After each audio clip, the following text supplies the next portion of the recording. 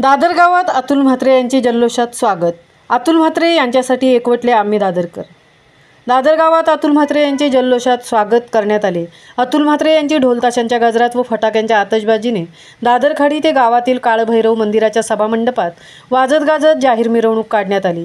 यावेळी व्यासपीठावर दादरगावचे सुपुत्र तथा पेण विधानसभेचे भावी उमेदवार अतुल म्हात्रे, प्रसिद्ध उद्योजक यशवंत घासे, ज्येष्ठ नेते भास्कर पाटील, नंदकुमार म्हात्रे, नमिता म्हात्रे, प्रल्हाद पाटील, दीपक पाटील, गोरख पाटील, ग्रामपंचायत उपसरपंच आशा पाटील, सदस्य मंगेश पाटील, राहुल पेरवी, वैभव पाटील, योगिता पाटील, प्रतिभा पाटील, प्रिया ठाकूर, सिद्धिका गावंट आदी मान्यवर उपस्थित होते.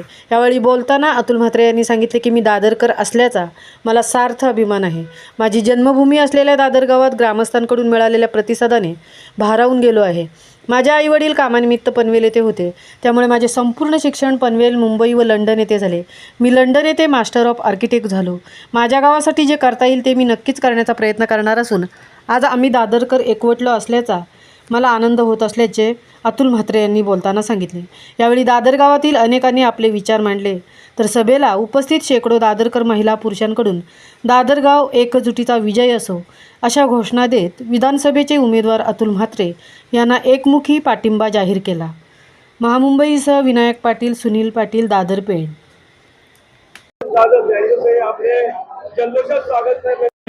आपल्यामुळे दादरगाव एकवटलं आहे, काय सांगाल याबाबत? आजचा दिवस ऐतिहासिक आहे की पहिल्यांदाच दादर गावामध्ये हा आपण प्रयोग करतोय की जिथे सर्व प्रकारचे भेदभाव विसरून कुठल्याही प्रकारचा राजकीय आपण विषय न ठेवता आज एकत्र झालेलं आहे गाव आणि ह्या एकजुटीचा फायदा आपल्याला येत्या काळामध्ये पाहायला मिळणार आहे.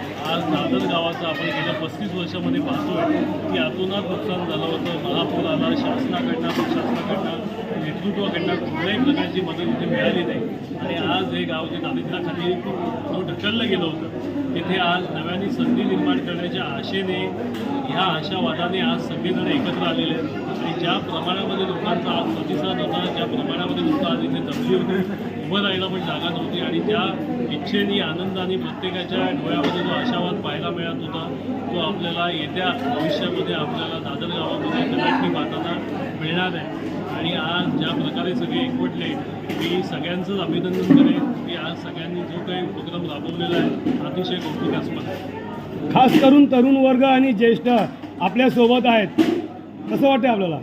आज इथे या सभेला सर्वच प्रकारची मंडळी होती.